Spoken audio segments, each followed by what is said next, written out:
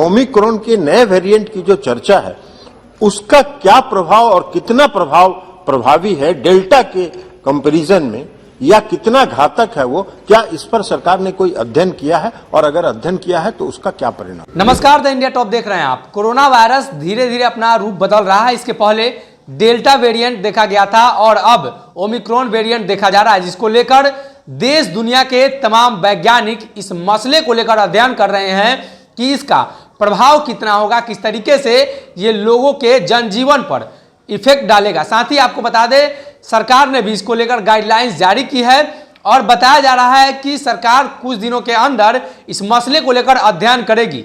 अब ये मामला सदन में भी उठा है।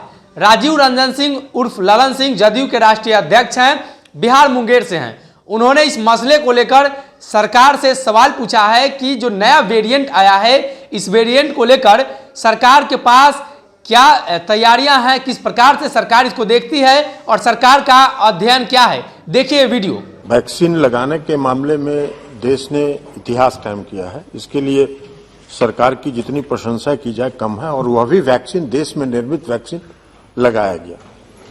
लेकिन जो जैसा माननीय मंत्री जी ने बताया कि जो कोविड का जो वायरस है वो वेरिएंट अपना बदल रहा है, लगातार बदल रहा है।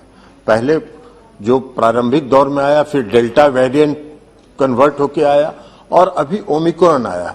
मैं माननीय मंत्री जी से आपके माध्यम से अध्यक्ष महोदय यह जानना चाहता हूं कि क्या सरकार ने कोई अध्ययन किया है, क्योंकि डेल्टा वेरिएंट जो था वो ज्यादा घातक था, वो सीधे फेफड़े को असर करता था और उसके कारण देश में एक अफरा तफरी का माहौल हुआ।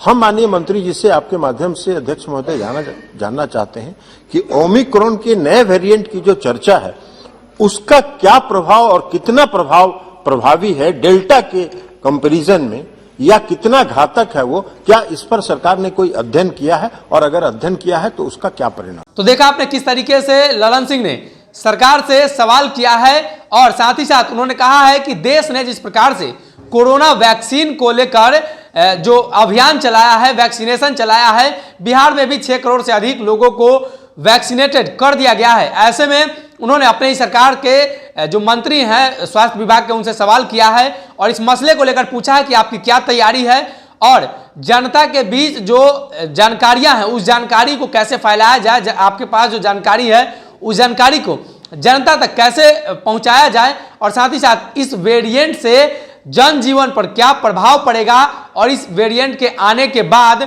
जो कोरोना की ताकत है, कोरोना वायरस की ताकत है, वो कितनी बढ़ती है। क्योंकि डेल्टा वेरिएंट जब आया था उस समय कहा जा रहा था कि ये काफी घातक होगा, लेकिन जो पहले फेज का कोरोना वायरस आया उसके बाद दूसरा जो फेज आया वो काफी घातक सिद्ध हुआ, और तीसरे फेज को लेकर यानी कोरोना का जो तीसरा वेरिएंट आया है उसको लेकर भी अब सदन में चर्चा होने लगी है। ऐसे में सवाल यह उठता है कि कोरोना को लेकर सरकार ने जो गाइडलाइंस जारी की थी, अब लॉकडाउन खत्म के कगार पर है, यानी जो लॉकडाउन की जो प्रक्रिया होती है वो बिहार में खत्म हो चुकी है।